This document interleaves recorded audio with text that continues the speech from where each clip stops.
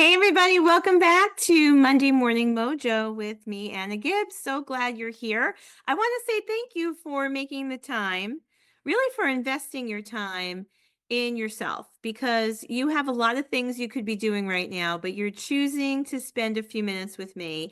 And I'm grateful for that because I think it shows that you are really determined to make this year your best year ever. And I want to share some things with you today that I think can greatly impact your success. And actually, I want to focus on one specific thing that just has a lot of components to it, and that is your environment. Because your environment has a very big impact on your goals and on your success. And I don't think we often give enough thought to this. And I want to unpack this a little bit for you today because your environment is significantly affecting your ability to achieve your goals. Because your environment can influence your mood, your habits, your motivation and decision making. Your environment can make it easier or harder for you to do the things that are necessary to achieve your desired outcomes. And it goes without saying that a positive and supportive environment is going to greatly increase your chances of success, while an environment that feels negative or unsupportive can certainly block you from the progress you want to make. Now, when we think about our environment, we have to understand what we define as our environment.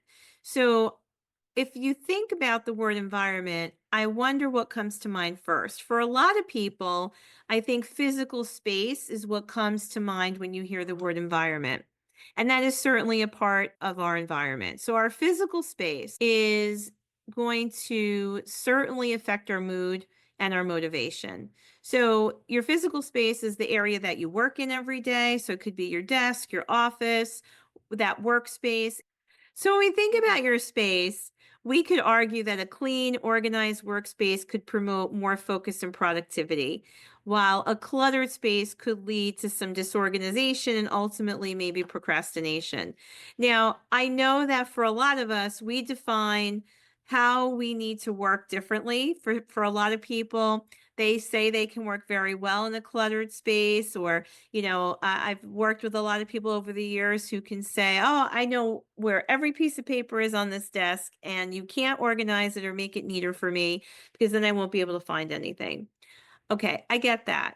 Yet, I think what we need to understand is if our physical space gets to a point where it's extremely cluttered, it's going to have an effect on you guys. You have to just be honest that a cluttered space is going to lead to a cluttered mind at some point. So, I think it is important for you to take a look at how to create some organization where you spend most of your time.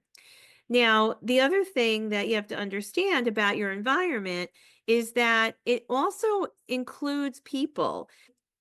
Think of it this way: your environment equals who you see and what you experience every day. That is your environment.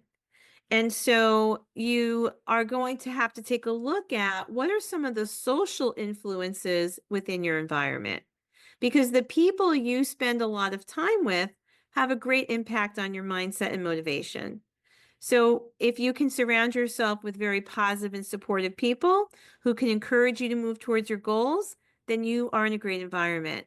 But if you are taking some inventory right now and you are seeing that your environment might be less than supportive and less than positive, it's possible that you need to make some changes there. Now, your environment, the social part of your environment, right? Another word that we can use for that is culture. And so taking a look at some of the cultural norms that you're experiencing on a daily basis and how that is impacting you, it's an honest look at what are the values, what are some of the standards, expectations within the communities that you live and work in, because that will absolutely influence your goals. So again, if you are really intent on making 2025 an amazing year, if you want this to be a more productive year or a more successful year, or if you want to feel more in control in 2025, then I think taking a look at your environment and doing an audit of what is working and what might not be working is extremely powerful. Because when your environment is not in step with what you need to hit your goals, it's going to create a block and it is going to keep you from hitting your goals. So, if you are listening to this and you are feeling really good about your environment, the space in which you work, the space in which you live, the people in it, the quality of the conversations around you, if you feel like you're being supported, if you feel like you're being encouraged and inspired every day, that's awesome. And I want you to continue to tap into those resources. And if you are starting to think that your environment may not be rising up to meet you, if you're starting to feel like maybe there are some things about your environment that you want to change, it's okay. I'm here to help you with that today. So I want to give you a few key actions that you could take if you realize your environment may not be supporting you.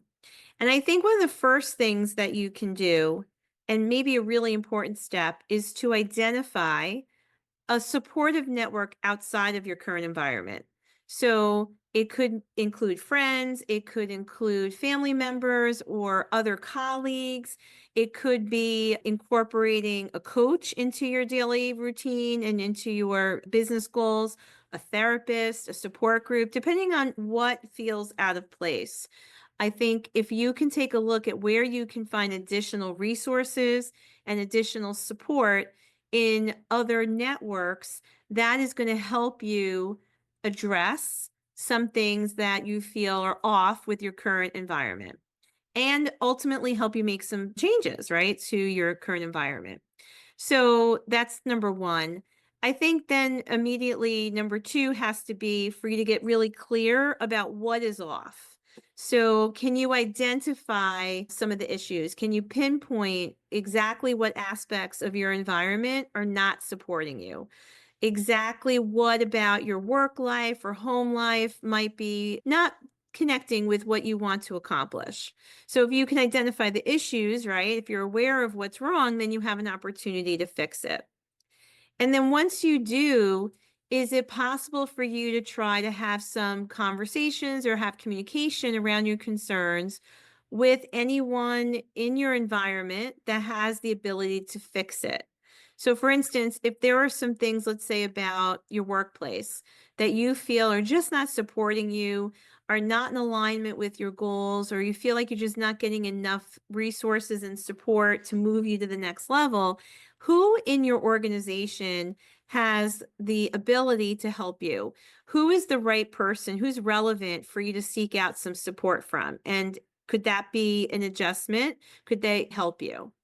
Now, if you find that you have that conversation and there is no change or no ability to help you, then you might have to be honest with yourself and ask, is there some considerations I have to make about changing my environment? So, depending on the situation, you might need to explore options like changing your job or changing your company or modifying your living situation somehow, or just setting up some boundaries so that you can reduce the exposure you have to certain situations or people that are just not conducive to your well being.